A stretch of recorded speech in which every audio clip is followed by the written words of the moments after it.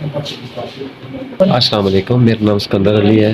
मैं हफ्ते में 2 टेस्ट करवाता हूँ। पिछले दफ़ा मैं पता चला तो मैं इधर आया था, कैंप लगा था। जो रमज़ान लगा सी मैं आया सी तो मैनू ना 3 दर्शन का समान मिल गया सी। एक मैं इत्थे दर्शन करवाया सी ते 2 मैं पिछू पाड़े जाके करवाया सी।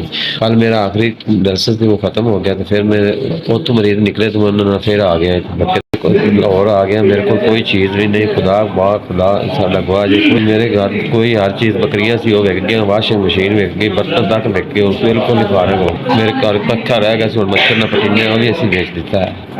हुण साडे घर कोई चीज़ नहीं कोई ऐसी बची, भैणां भरा भी छड्ड गए ने जिहड़ी असीं वेची वेच के डायलिसिस करवा लगे।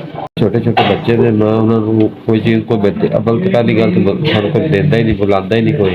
छोटे छोटे बच्चे ने की करिए किसी घर दी चीज़ां उन्हें फेंकिया उन्होंने दित्तियां मेरी बेगम वो भी मैं सारी हर चीज़ बेच बचा के फारग हो गया, हुण बैठे सड़कां ते की करिए।